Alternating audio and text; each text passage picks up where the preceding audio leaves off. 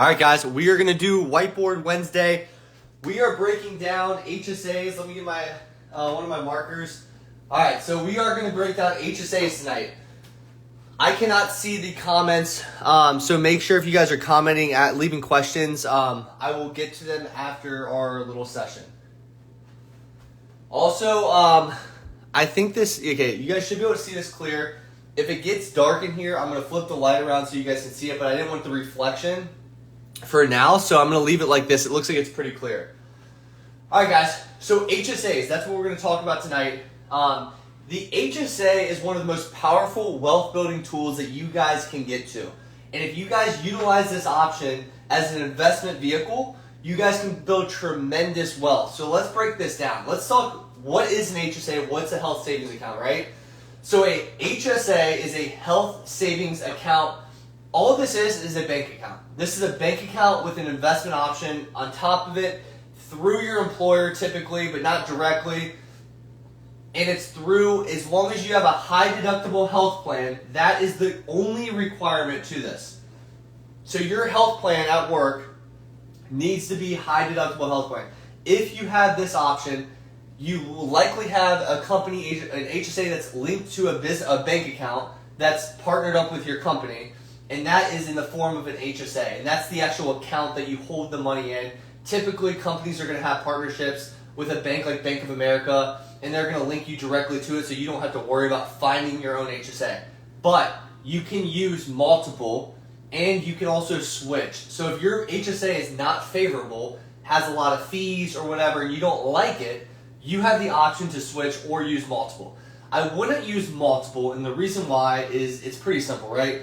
If you find the HSA that you like and you switch to that, or your company has one, the limits over here stay the same. So whether you have 5 million HSAs or one HSA, you still can only contribute as a single individual $3,650 per year in 2022 and $7,300 per year as married filing jointly in 2022. So it doesn't really do you any good to have multiple, but just like an IRA, you can theoretically have 6,000 IRAs and put $1 in each, but the limits are still 6,000.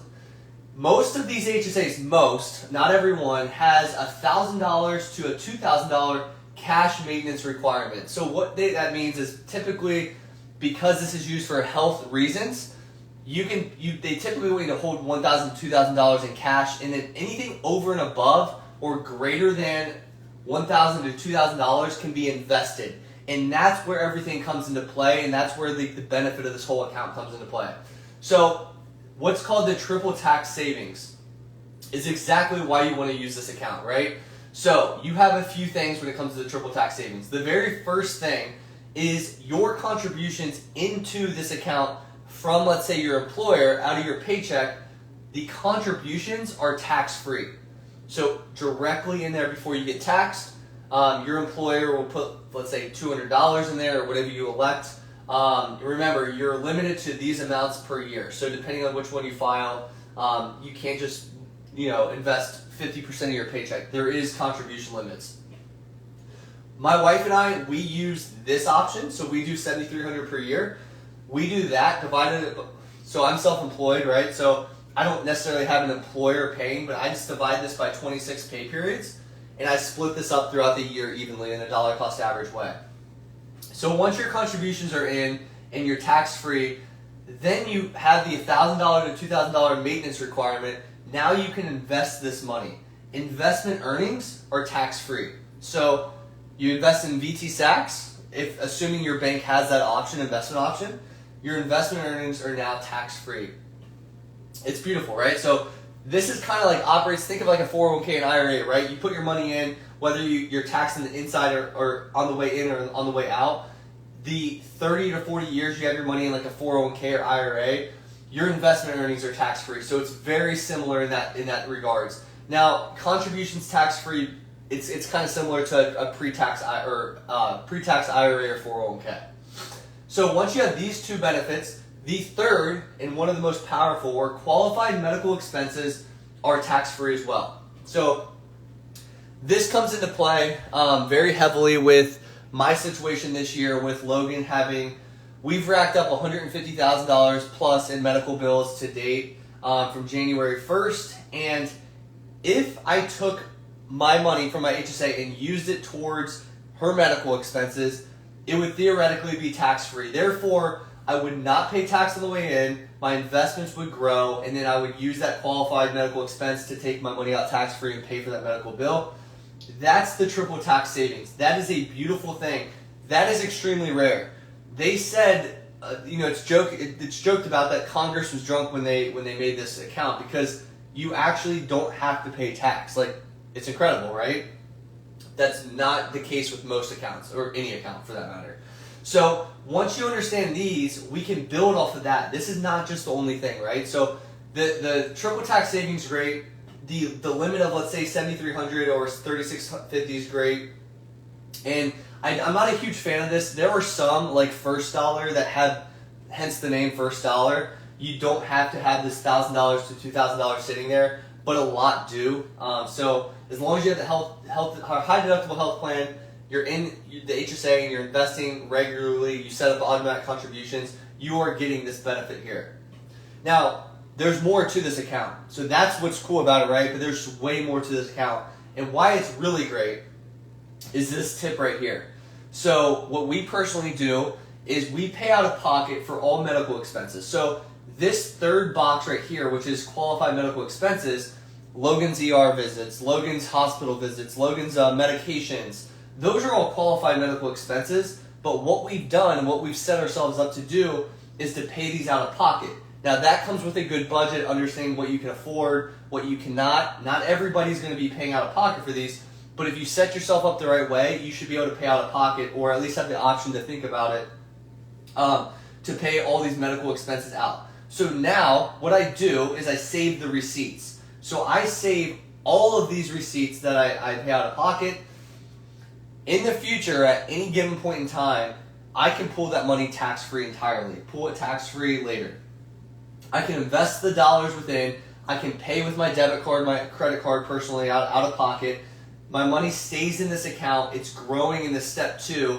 And then when I decide to pull it, this step 3 becomes pulling for anything at any point in time tax-free. That's a huge benefit, obviously.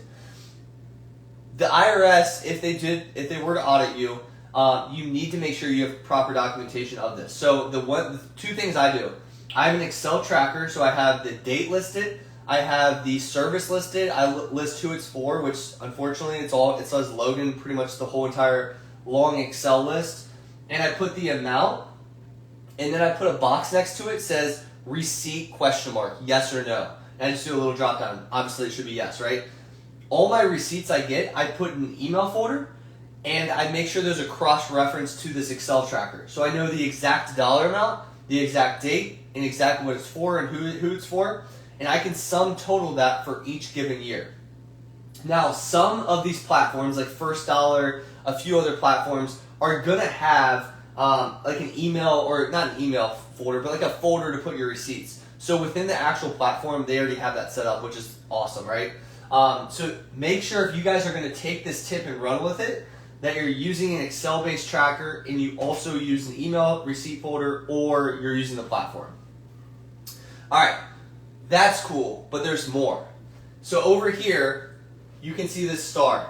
This becomes a traditional IRA at the age of 65. This is one of the most powerful wealth building tools, not only because at this point in time you're getting all these benefits along the way, but at 65 it becomes a traditional IRA. So you can build this tool or this account into your retirement planning. So if you're pulling everything tax-free, well, first off, you can pull money tax-free at any point in time, whether it's before retirement, whether it's at retirement, or whenever, but it also becomes an IRA. So you want to make sure you understand this is traditional at that point in time. And it's at age 65. Typically, you'd have 59 and a half, right, for like 401ks and IRAs withdrawals, but 65, remember, this is important, not 59 and a half. The average medical expense, guys, after 65 is like $350,000. There's multiple sources, but about $350,000. Do not test if you're going to be not in that boat, or think it's way higher. You got to think how many years you're going to live after 65, especially with modern medicine and all these things that we have at our fingertips and growing. So we got to be very careful that we're set up for retirement when it comes to medical expenses. And this account is an excellent thing to have ready just in case the inevitable happens. So be prepared. Utilize this triple tax savings. This is one of my favorite accounts available just because of the tax benefit. It's undeniable that it's probably the best one out there. In order of operations perspective, when I think of like how do I put this into my retirement, you guys have probably heard me talk about my order of operations. Like I do the match up to the 401k. I typically, my number 2 would go to the IRA, a Roth IRA in particular, at $6,000. And my third step would typically be to max out a 401k. I'm not opposed to putting this at number 2, right before the IRA. Now, remember, it is for most chances are it's for your actual medical expenses. A lot of people are going to use it for that. So that's to consider when you're doing an order of operations. And then also, it's a pre-tax IRA essentially at the age of 65, and you have to wait till 65. So just think about that when you're putting in an order of operations perspective. But try to utilize this account. If you have access to this, remember, the only thing you need is a high deductible health plan. Make sure if you have that and your bank or your company hasn't told you that you have access to an HSA, to check in with them, because you likely do. And utilize this thing to the max. Again, if you're single, $3,650. If you're married, $7,300. These will increase every year. In 2023, they're expected to go up. I believe this is going to be $3,850, and I believe this is going to be $7,750. I don't quote me. I forget exactly the numbers, but that would be for 2023 and beyond. So, guys, that's a breakdown of the HSA. Make sure this is a part of your wealth building. One other thing I want to add. The HSA, because of this high deductible health plan here, you have to be aware that that comes with high cost if, in fact, you have a lot of medical expenses. So if you have my situation, right, where I know for a fact I'm going to be out of pocket every single year, you got to be aware of 2 different numbers, right? The deductible is huge, so I forgot to kind of break this down, and then out-of-pocket maximum. So out-of-pocket max, you want to be aware of both of these numbers. For us, this number is $4,500, and for us, this out-of-pocket max is $6,000. So we have to, if we go over and above, obviously, our portion that we have to pay will be $6,000 minimum. Now, it's interesting in our situation, because you got to think of this on top of it, is the out-of-pocket max is cool and all, like to know that $6,000 number, but we have to travel for a specialist down to Dallas, and that requires plane tickets, that requires lodging, that requires food. That doesn't necessarily get covered under this because we're not running that through our insurance, right? That's just out of our pocket. Now, I can add that to our out-of-pocket medical expenses, but our insurance is not going to include that in our bills. So it's $6,000 plus all of the additional things. Let's just say like airfare, and we're going to go down every quarter, essentially every 3 months, or every 6 months at a minimum, with 2 airline tickets, a place to stay, food, extended days. So you have to come and think about that as well. I want to say our first flight in total probably cost us about $3,000. So you got to think $6,000 plus another $3,000 at a minimum. There's also a lot of other things that we're buying a bunch of different medical devices, sleep things, she puts something on her foot every night. She has something under her mattress. She has a plethora of just different monitors on her for her heart rate, breath, all that kind of stuff to make sure she's not in seizure activity or going to be close to seizure activity. And it also alerts us at the middle of the night if we were sleeping and she has one in the middle of her sleep. So all of those additional purchases are on top of this number as well. So if you guys are planning out and you're like, well, this sounds like an awesome account, I really want to get started, but man, that $6,000 is a lot. First off, go check what yours is, because that's not just the standard. That's what my plan is. Yours could be different, but also consider additional cost. If the worst of the worst happen, can you afford that in your budget? If the answer is yes, go for this account. If the answer is no, you might want to rethink. The high deductible health plan is good for, let's say, a single individual that's really young, doesn't have kids, doesn't go to the doctor often, isn't going to have a bunch of expenses. But that's perfect for somebody like that. The problem becomes is when like you have a family like myself and you have a bunch of medical needs and you're going to hit that number no matter what. You just have to be prepared for that. And as long as you're prepared, you should be good. All right, guys, so that's the breakdown of the HSA. I'm going to go ahead and flip my screen around and answer some questions on this account specifically. Let me grab my chair real fast.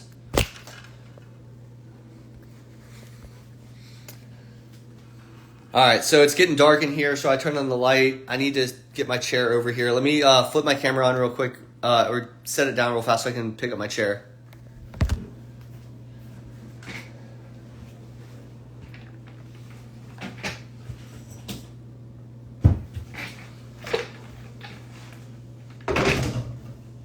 All right, we're moving. This room is not that big, so this is just like an extra spare bedroom, but I want to answer any questions that you guys have. I do have a Wealth Squad presentation, guys, in 15 minutes, so I got to run in 15 minutes, but I do want to make sure all questions are answered. I'm going to scroll to the top, make sure everything I didn't miss anything, but I'm going to kind of scroll through these faster than normal. It's clear, good. Glad to hear that. Yes, I'm recording this live, guys. Whiteboard Wednesday is obviously every single Wednesday at 8 p.m. Eastern Standard Time, and we're going to cover a topic. I think next week is kids investing. The week before this was financial statements. I forget what we did. No, we didn't do financial statements last week. I forget exactly what we did, but every single week's going to be something different, guys, and it's based on your demand. So whatever you guys want me to do, just send me in, either put it in the comments down here or send it to my DMs. If married filing jointly, does spouse have to be on the plan too to be able to contribute to $7,300? They naturally will be if you have a family plan.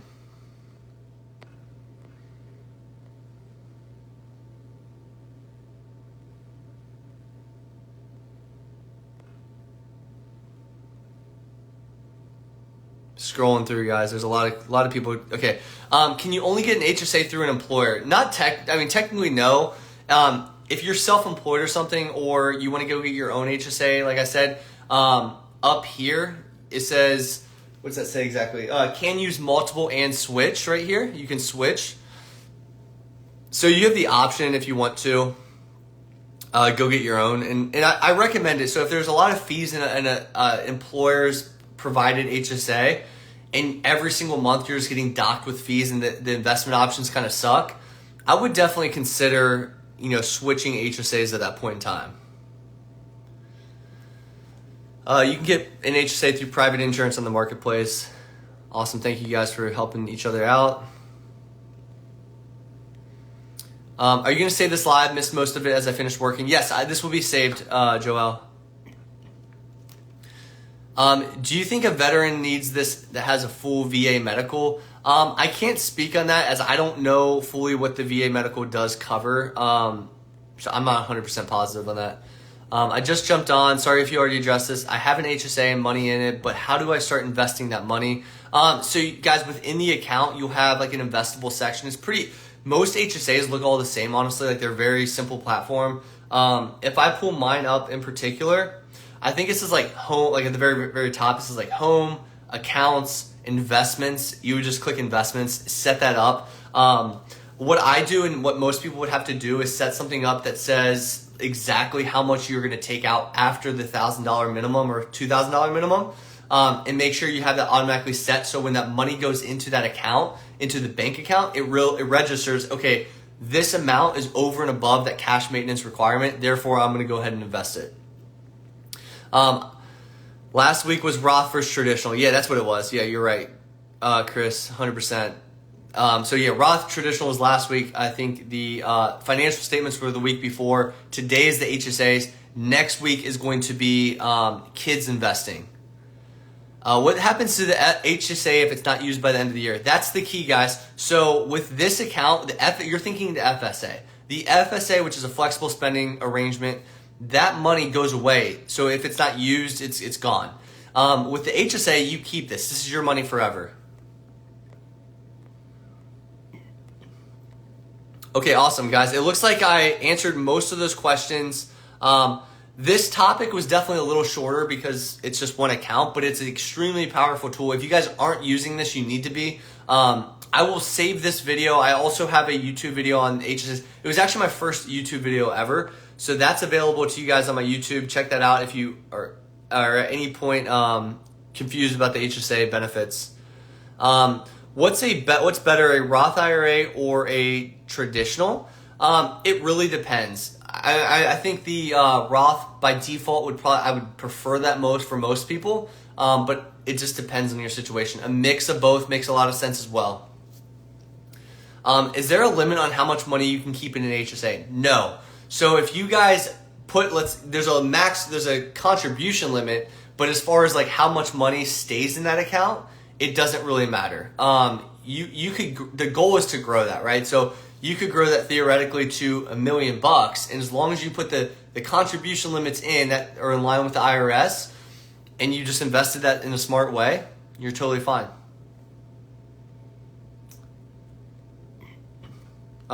Direct selling. I'm not sure what that means, Maddie. If you want to clarify. Thanks, you're the best. Appreciate you guys. Yeah, guys, I'm going to bring this every single Wednesday. Make sure you guys put this on your calendars. Set up post notifications to make sure you tap into Whiteboard Wednesday every single Wednesday. I'm going to bring a lot of good value to you guys in whatever topic we're talking about. And if you guys want me to talk about a specific topic, feel free to send requests into my DM. I will answer every DM. I will make sure that you guys are set up and I'm teaching you as much as possible. I used to do a lot of lives where I would just answer questions.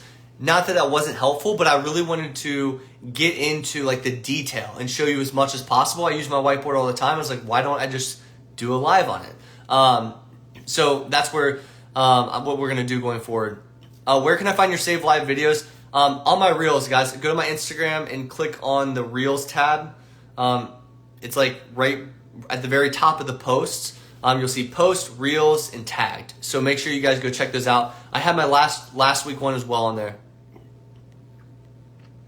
So you're saying contribute to an HSA, but don't use it to pay the medical expenses, but instead invest it, correct? That's what I do. It's a benefit. I'm not saying you should do that. I'm saying that's a great opportunity. So I would if I could, for sure, because you got to think, what I always talk about is liquidity. So this is part of the reasons we invest our emergency fund 100%, because we have $30,000 liquid in an HSA if we were to need it. One of many other factors with that reasoning. I'm going to post on Twitter in a second. I have a big thread on why we invest our emergency fund, but this is one of the 5 reasons that we invest our emergency fund 100%, because we have access to liquidity of $30,000 in this account. And that's going to grow with time. That's another cool thing about this. And we've tried and tested that invested emergency thing. So we obviously had a crappy market this year, and we also had $150,000 in medical bills. But we set ourselves up in the right way, and I've positioned ourselves in a good way to make sure we can invest that 100% without any risk. Of course, there's some risk, but we have everything planned out. I don't know anything about direct selling, Maddie. I don't know what you mean by that. All right, guys, I'm going to save this video. I got to go do a Wealth Squad presentation right now. Again, send me questions, send me any requests that you guys have for the following weeks. Next Wednesday, we're going to talk about child investing, 8 p.m. Eastern Standard Time, Whiteboard Wednesday, guys. I'm out. See you later.